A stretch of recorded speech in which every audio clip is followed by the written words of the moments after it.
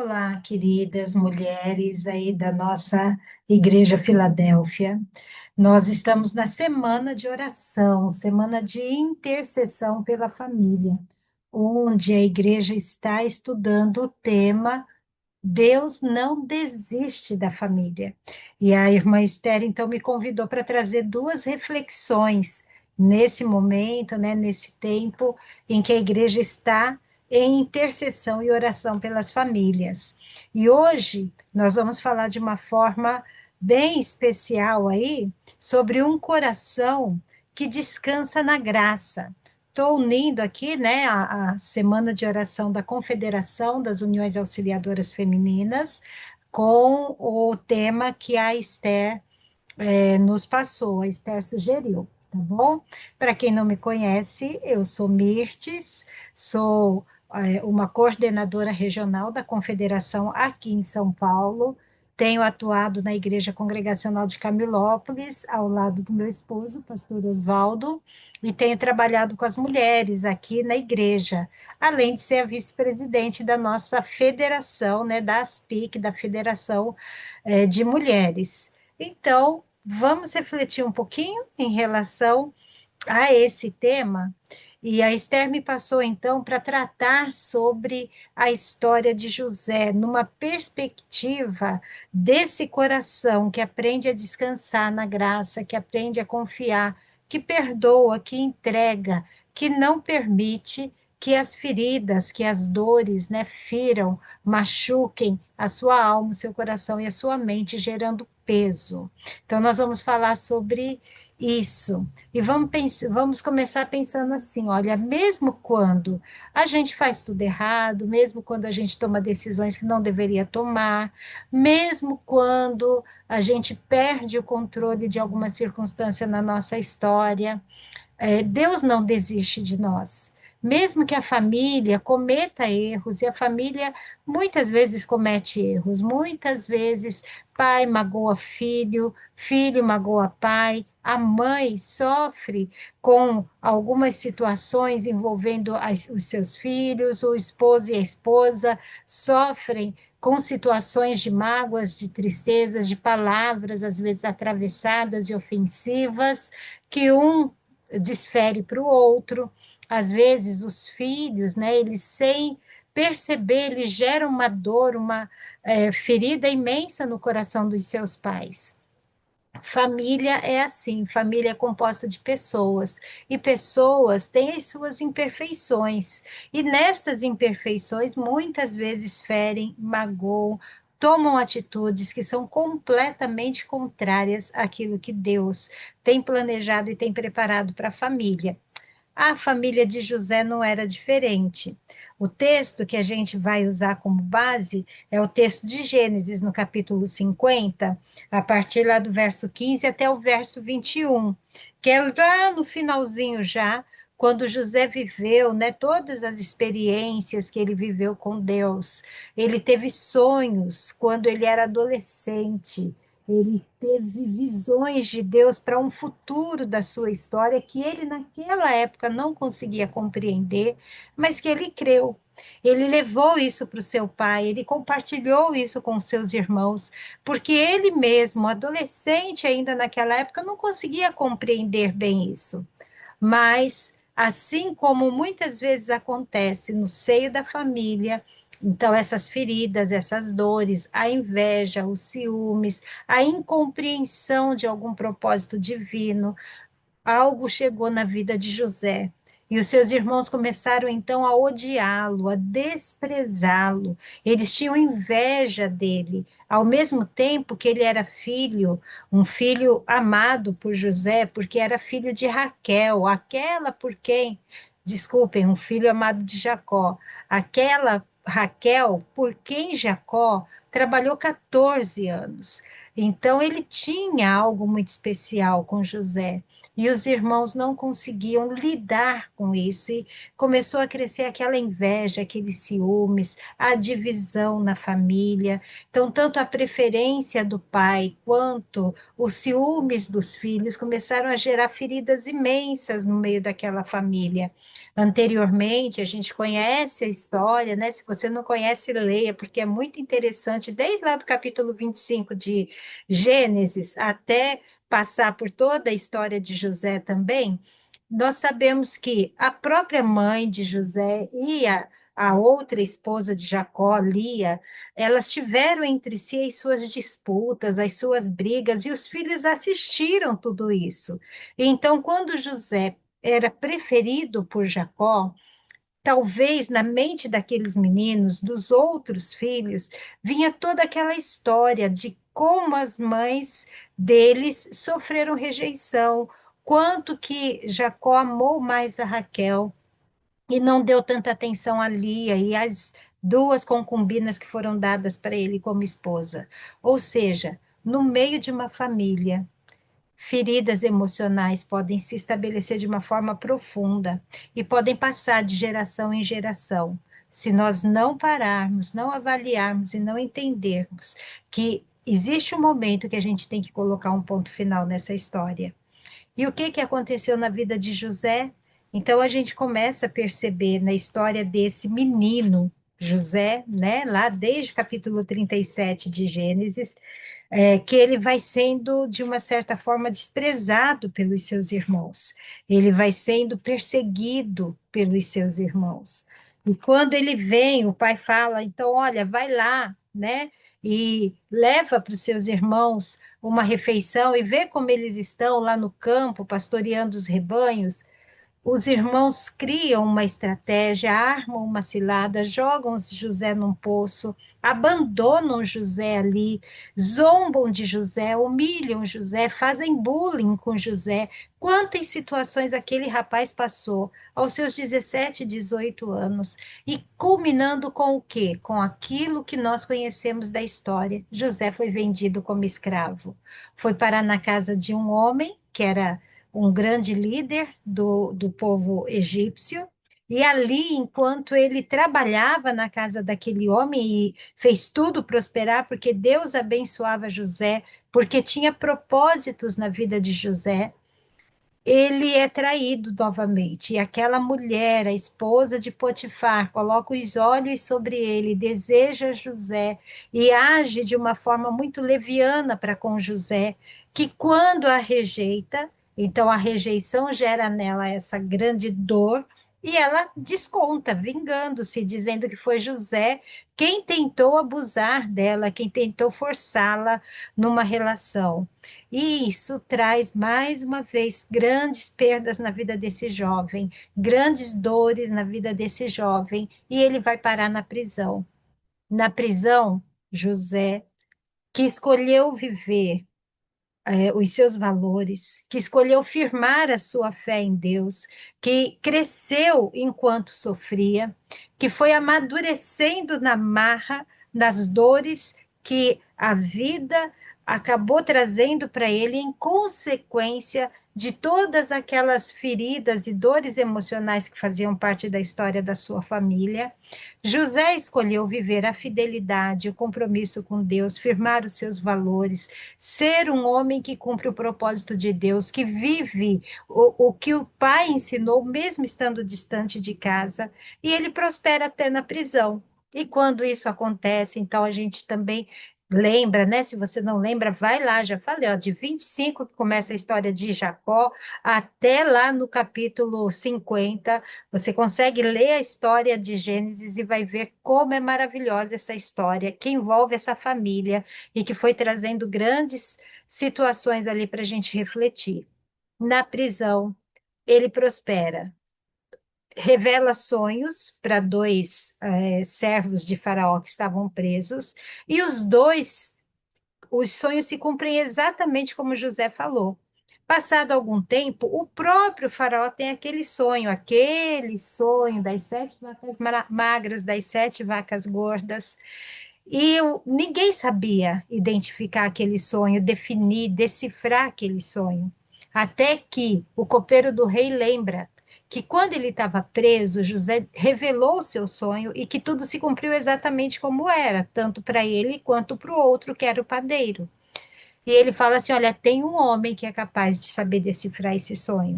E quando José faz isso, quando José é chamado, quando José ouve o sonho e interpreta o sonho de Faraó, então novamente ele é colocado numa posição de honra.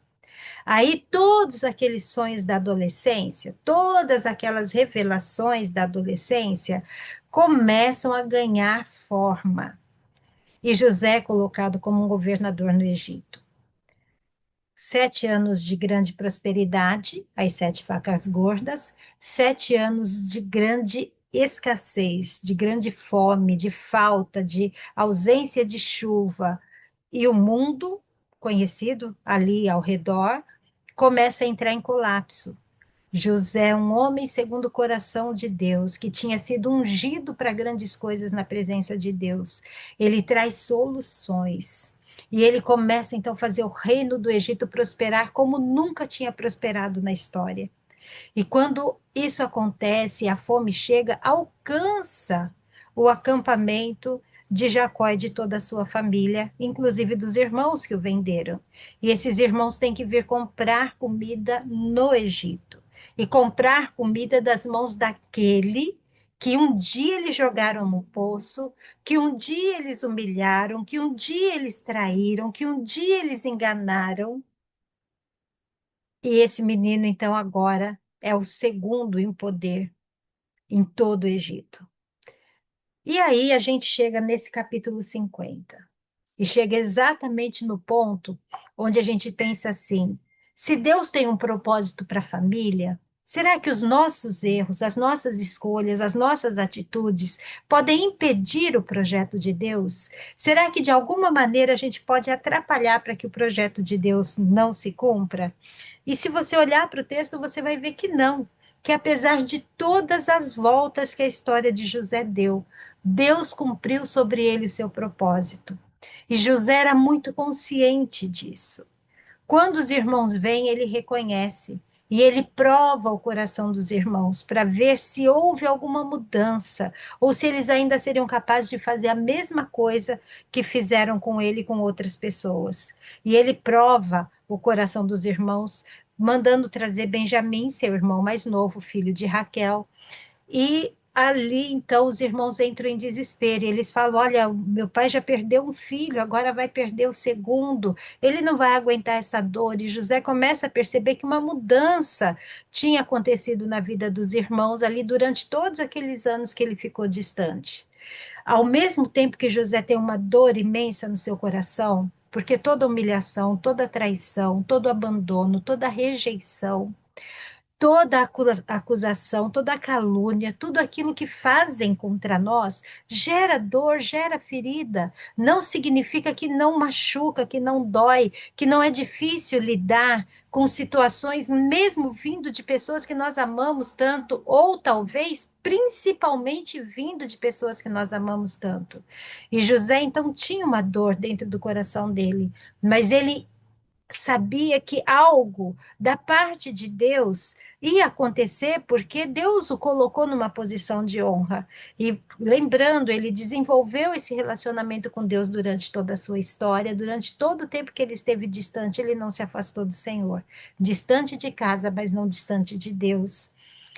E então ele, num determinado momento, se revela aos irmãos. E ele fala: Olha, eu sou José, aquele a quem vocês venderam para o Egito.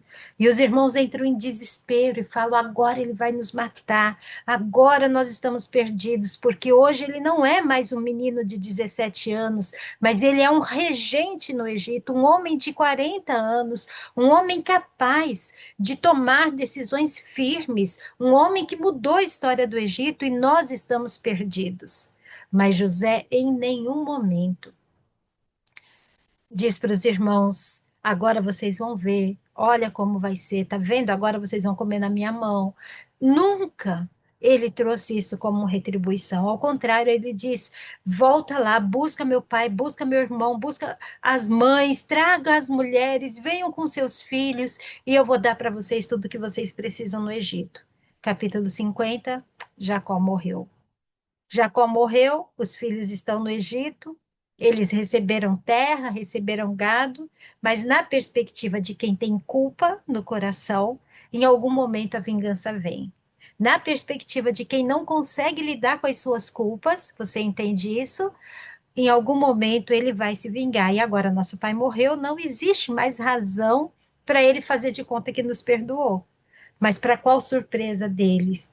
Quando eles vão falar com José, olha, não nos faça mal, nos trata como seus escravos, mas não nos faça nenhum mal. E José diz, olha, vocês realmente tentaram fazer algo terrível contra mim, mas o Senhor tornou tudo isso em bem. Está lá no verso 20. Vós, na verdade, intentastes o mal contra mim, porém Deus o tornou em bem, para fazer como vedes agora, que se conserve muita gente em vida. E depois ele diz: não temais, pois eu vos sustentarei, a vós outros, a vossos filhos.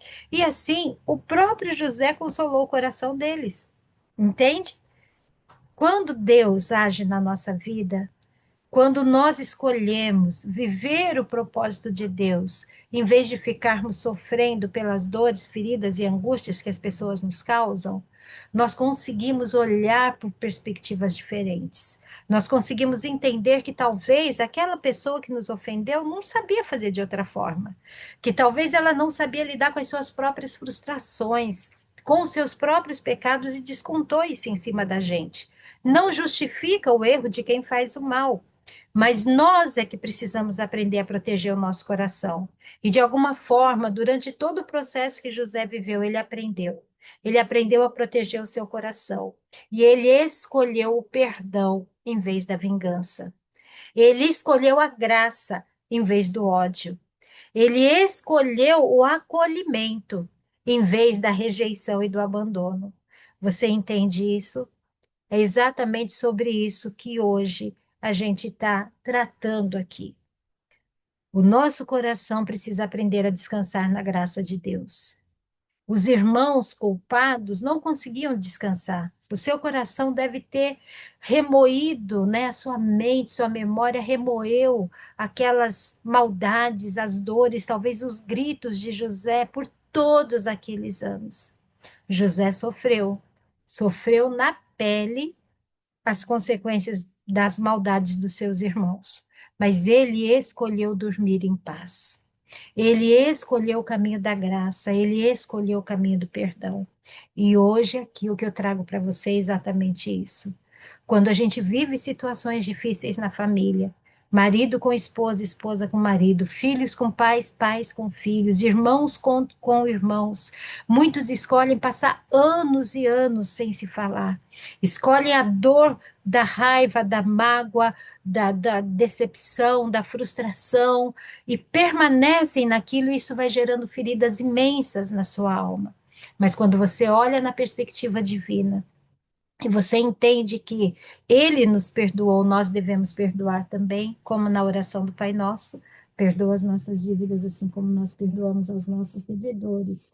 Quando nós fazemos esse movimento, então, queridos, ali realmente Deus começa a fazer algo muito especial na nossa história.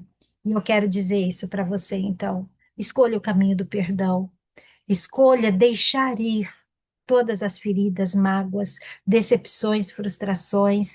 Escolha se desprender de todas as amarras que a humilhação do passado, que a traição deixou sobre a sua vida. Escolha cortar as cordas de todos esses sentimentos que te aprisionam e diga assim: eu escolho o perdão, eu escolho a graça, eu escolho descansar naquele que pode fazer a minha história viver e ser o que ele planejou, aquele que não deixa perder o propósito, aquele que não permite que os erros da família desviem do objetivo que Deus traçou para as nossas vidas. Nós precisamos aprender a entregar as nossas vidas ao Senhor.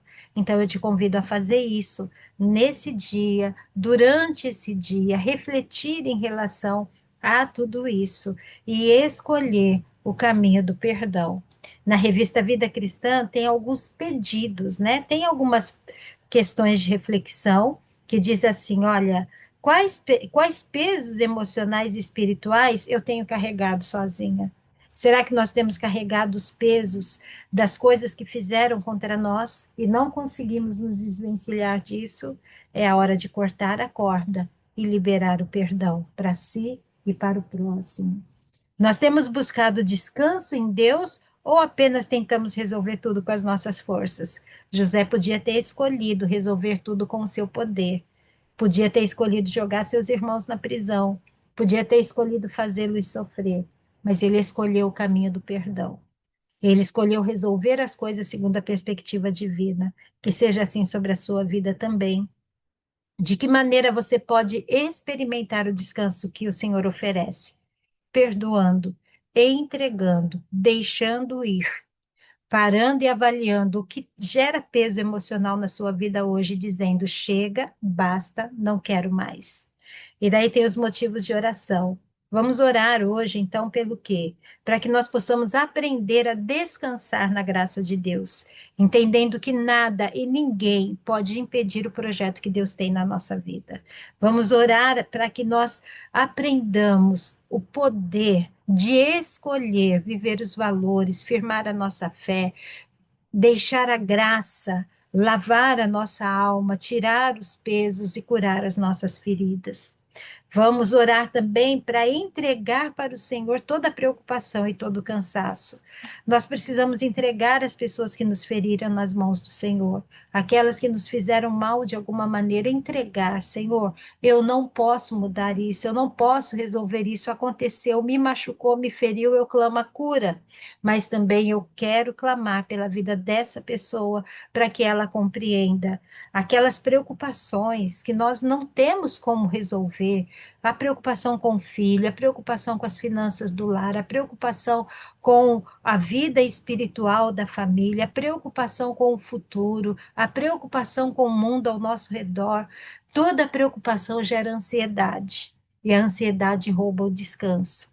Então, que nós aprendamos a depositar nas mãos do Senhor cada uma das nossas preocupações, das nossas ansiedades, sabendo que Ele tem cuidado de nós, como a Sua palavra ensina. E em terceiro lugar, o terceiro pedido, vamos clamar para que o Senhor nos ajude a viver a leveza do perdão, a leveza do cuidado diário de Deus na nossa vida, a leveza do que Deus pode fazer, de como Ele pode transformar, como José disse para os seus irmãos, o mal em bem nas nossas vidas. Então, que Deus nos abençoe e que hoje essas orações, esses clamores possam ocupar a nossa vida, possam ocupar a nossa mente, possam ocupar o nosso coração e possam ser bênção e nos tornar bênção nas nossas famílias, em nome de Jesus. Amém?